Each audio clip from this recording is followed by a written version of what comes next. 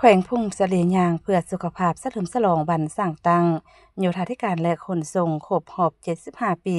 และวันโฆษณาดุจพรอุบัติเหตุตามท้องถนน กิจกรรมยางเพื่อสุขภาพเพื่อเฉลิมฉลองวันสร้างตั้งของโยธาธิการและขนส่งครบรอบ75 ปี และการโฆษณาดุจพรอุบัติเหตุตามท้องถนนทันสมัยสัญจรปลอดภัยก้าวไปอย่างยืนยงอยู่แขวงพงศเดชได้จัดขึ้นในตอนเช้าของวันที่17 กรกฎาคม 2026 นี้ที่เดินผ่านไซเทศบาลแขวงพงศลี โดยการเข้าร่วมของทานพลตรีสมพรมิตรพร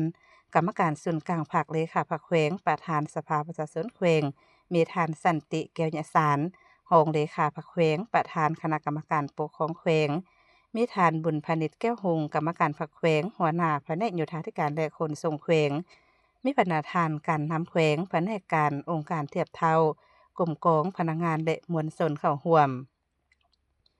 ท่านบุญพนิชแก้วหงกรรมการพรรคแขวงหัวหน้าแผนกโยธาธิการและขนส่งแขวงกล่าวว่าวันสร้างตั้งโยธาธิการและขนส่งครบรอบ75 ปีวันที่13 กรกฎาคม 1951 53 กรกฎาคม 2026ซึ่งเป็นวันหนึ่งที่มีความหมายความสำคัญซึ่งรัฐบาลได้ออกตามดัดของนายกรัฐมนตรีฉบับเลขที่175/นย.ลงวันที่4 มิถุนายน 2026ว่าด้วยการหาพ้องเอาวันสร้างตั้งกระทรวงโยธาธิการและขนส่งในวันที่13 กรกฎาคม 1951ตลอดระยะ75 ปีผ่านมาแขนงโยธาธิการและขนส่ง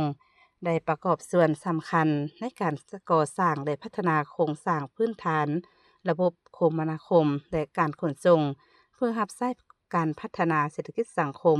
และการป้องกันประเทศในภารกิจปกปักรักษาและสร้างสรรค์พัฒนาประเทศชาติให้เจริญรุ่งเรืองขึ้นไปเรื่อยๆดังคำขวัญที่ว่าพัฒนาโยธาธิการและขนส่งให้เป็นปลายแหลมมีจุดสุ่มทนทานทันสมัยปลอดภัยเสื่อมโยงเสื่อมจอดและยืนยงพร้อมนั่นเพื่อเฉลิมฉลองวันดังกล่าว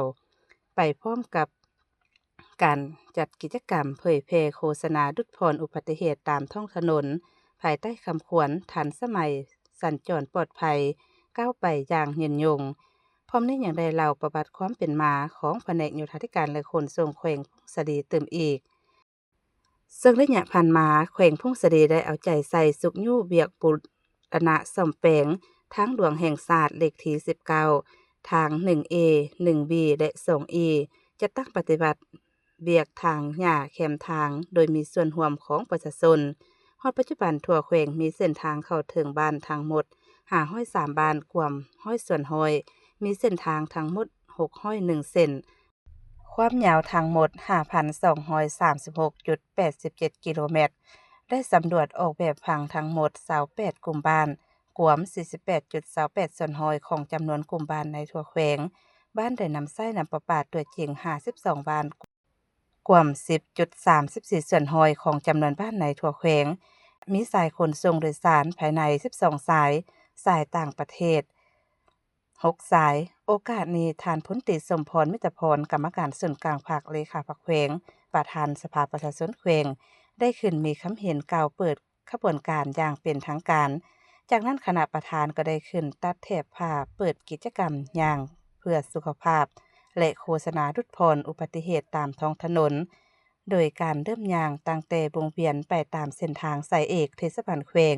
เดียวไป4แยกบุญเหนือเดียวอ้อมไป3แยกบุญเหนือโค้งไป4แยกทางขึ้นสำนักงานปกครองแขวงย่างอ้อมกลับมาจบ